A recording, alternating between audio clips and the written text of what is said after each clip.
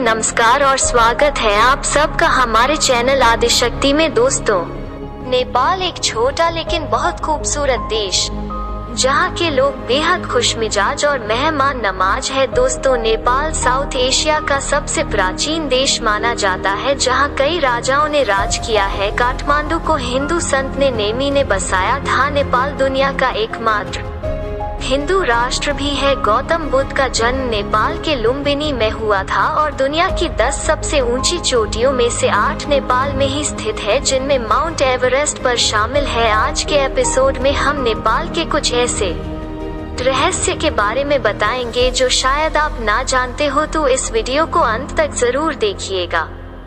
दोस्तों, नेपाली माइथोलॉजी ने एक ऐसी फीमेल स्पिरिट का वर्णन मिलता है जो काफी इविल और डेंजरस होती है। इन्हें कीच कन्या या कीचकंती कहा जाता है। हाल ही में आए बॉलीवुड के फिल्म भूत पुलिस में हमने इसी स्पिरिट को देखा था। दोस्तों, माना जाता है इतिहास में नेपाल की कुछ महिलाएं जिन्हें घर में मेंटली और फिजिकली टॉर्चर किया गया या फिर बच्चे को जन्म देते समय उनकी मौत हो गई, ऐसी आत्माएं अंतिम संस्कार के बाद शरीर के किसी भी हिस्से जैसे हड्डी या फिर किसी खास जगह को हॉन्ट करने लगी। यह अक्सर किसी दुल्हन की तरह सजी नजर आती हैं। रात के समय अकेले निकलने वाले ट्रैवलर्स को अपनी ओर आकर्षित कर लेती हैं और फिर उसकी जीवन ऊर्जा को खींच लेती है।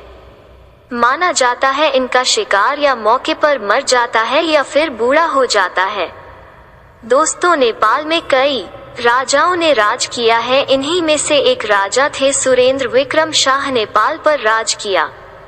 राजा की एक बेटी थी जिससे वो बहुत प्यार करते थे। राजा ने पश्चिमी नेपाल में स्थित एक गांव अपनी बेटी को जन्मदिन पर गिफ्ट कर दिया। यहाँ बहुत खूबसूरत जंगल स्थित था जो राजकुमारी को बेहद पसंद था। जंगल के इस बात को रानीबन का नाम दिया गया, जिसका मतलब क्वीन फॉरेस्ट होता है।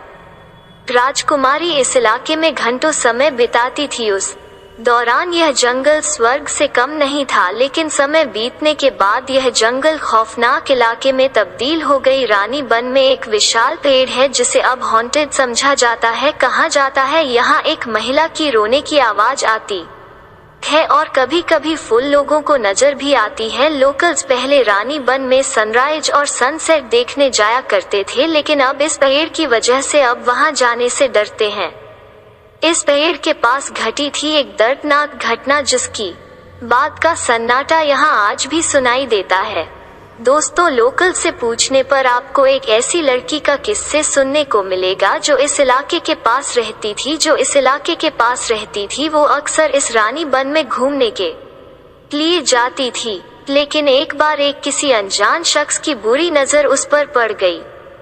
उस इंसान ने लड़की को अकेला पाकर उसका रेप किया और उसे जान से मार दिया था। इस घटना के तुरंत बाद से ही लोगों को उस लड़की की चीखें सुनाई देने लगी। उसकी मौत के 2 दिन बाद ही उसी आदमी की लाश उसी पेड़ पर लटकी पाई गई।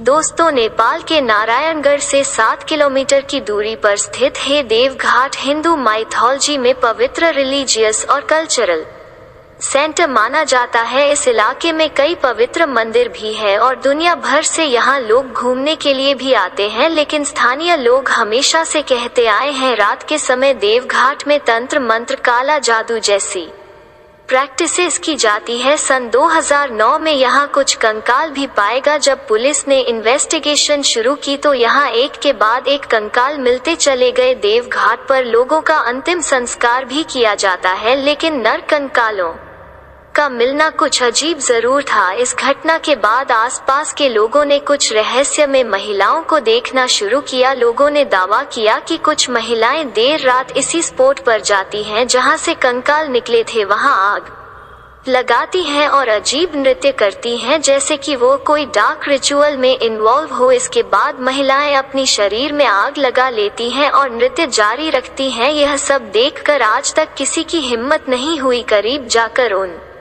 महिलाओं से कुछ पूछ सके। दोस्तों, आज तक एक रहस्य ही है कि वो महिलाएं आखिर कौन हैं। क्या वो जीवित महिलाएं ही हैं जिनके पास कुछ अद्भुत शक्तियां हैं, या फिर मृत आत्माओं का कोई जो मरने के पहले ऐसे प्रैक्टिसेस में इन्वॉल्व। दोस्तों, अगर हमारे द्वारा दी गई जानकारी पसंद आई तो हमारे चैनल को सब्सक्राइब करें, वीडियो को लाइक करें। धन्यवाद।